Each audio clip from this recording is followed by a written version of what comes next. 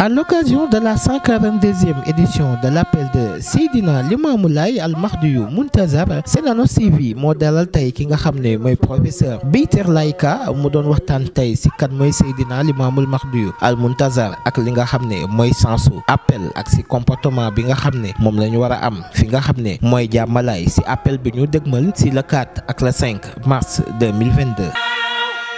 waa Sénégal Mahdiyu Laye feeñ Sénégal juddoo Dakar mooy capital biir yoo fi géej la ware gaal di sabala.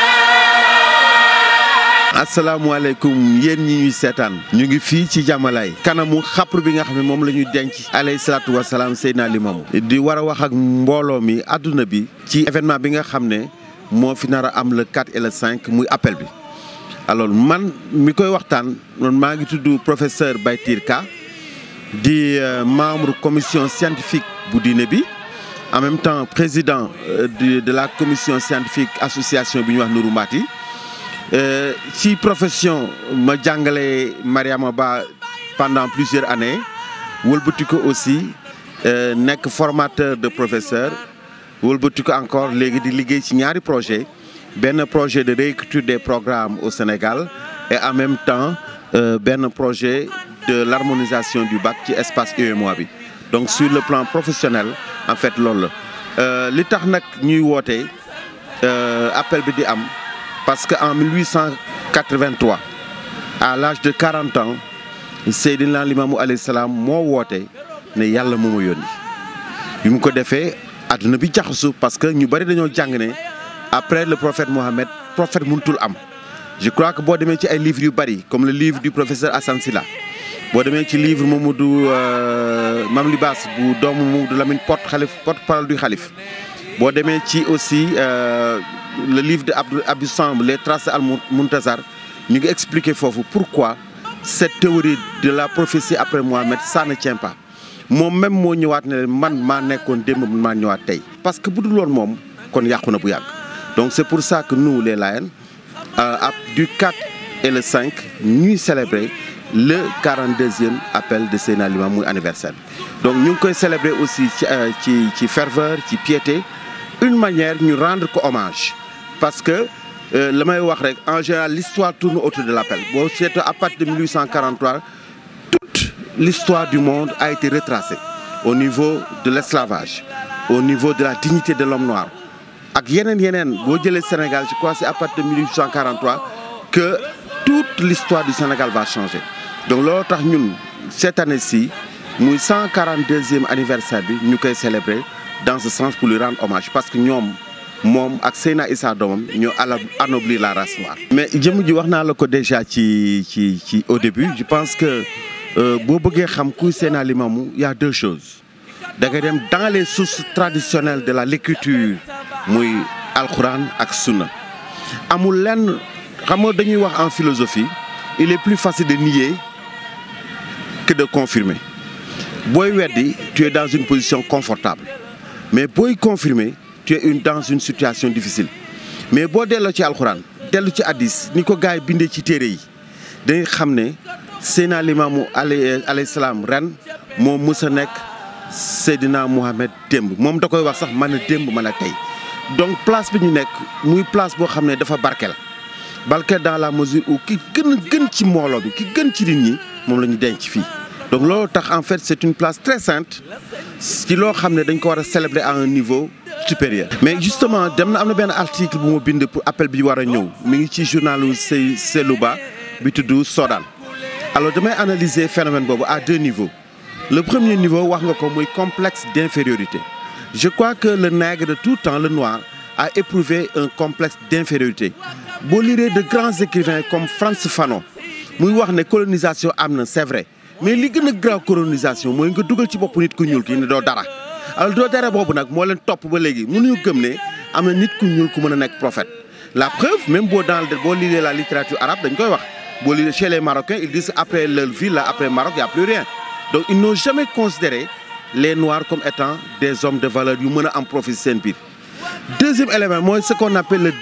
déni de réalité. Déni de réalité mooy nga gis dëgg ba pare nangoo ko ñu bëri et là les psychanalystes disent que day dem bu yóbbu la ci ndof da la yóbbu ci folie parce que boo nekkee ci kër nga gëm ne kii du borom kër gi nga gëm ko du ko sa bopp day dem ba da ngay mujj dof. Je crois que la plupart des gens à ces deux niveaux là gis dëgg mënuñu ko wax parce que mënuñu ko nangu ndax liñ jàng ñaareel bi moom mooy gis ne réalité bi am na noir nga noir mënul comme de dire souvent boo xoolee dans les journaux dans le monde à chaque fois que benn noir def benn prouesse gagné grand prix wala mu nekk gagné course wala mu gagné football dañ naan noir yi gagné nañu comme si c'est des êtres à part mais parce que dañu dugal suñu bopp loolu comme si on n'est même pas capable de réaliser des prouesses mais justement moo ñu topp ba bu ñu waxee maa yonent duñ ko mën a gëm parce que pour ñoom tout est vers l'Orient foofu la ñu gëm foofu la ñu bokk moo tax d'ailleurs boo gisee ñuy weddi ñëpp li ñu lay indi mooy fële alors que fii mi ngi fii voilà. ci français appel lañ ko wax mais ci wolof woote ba la c'est pour célébrer 142 ans yi nga xam ne depuis bi ko Baye Laye wootee en 1883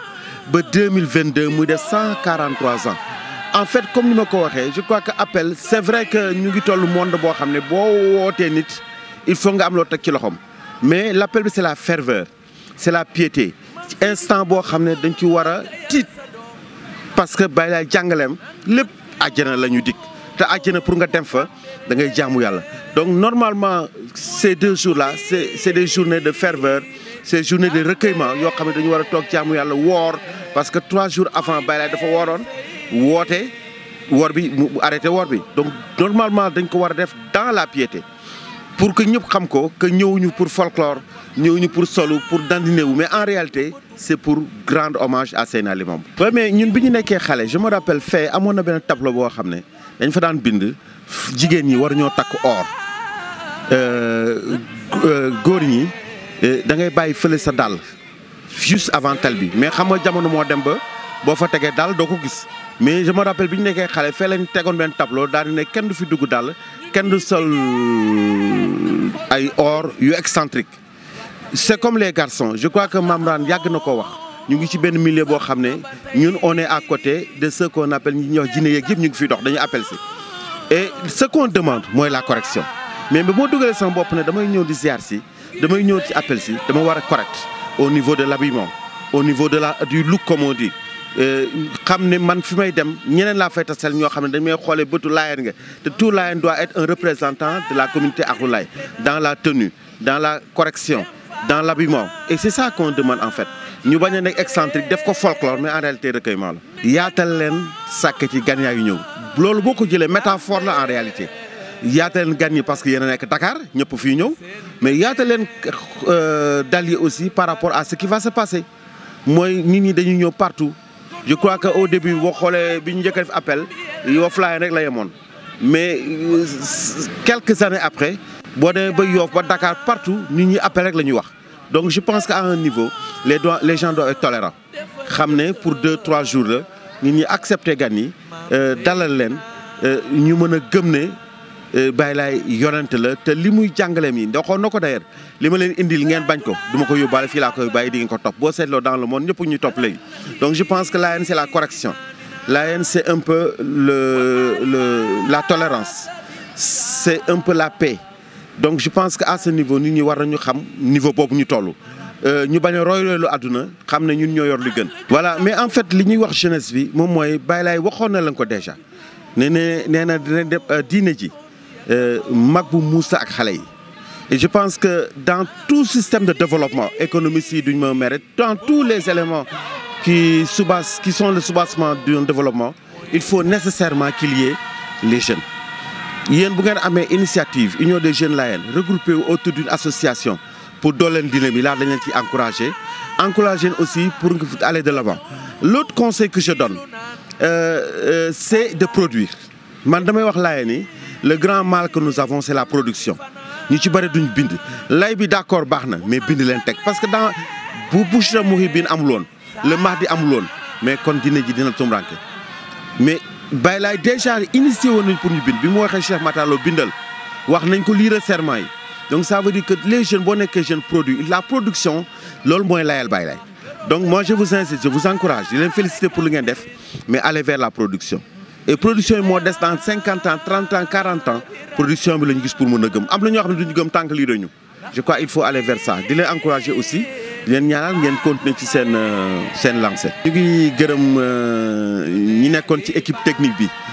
Sidia Seyna Issa pour initiative bu ñu am pour def avant l'appel une interview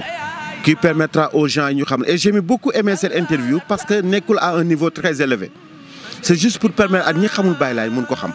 et c'est ça l'essentiel parce que ñi gëmul dañoo xamul mais quand tu fais une émission boo xam ne ñëpp dinañ xam li xew sans aller dans un débat très élevé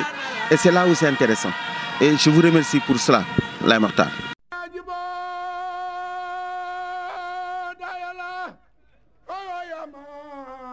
الإنس والجن رسول الله إليكم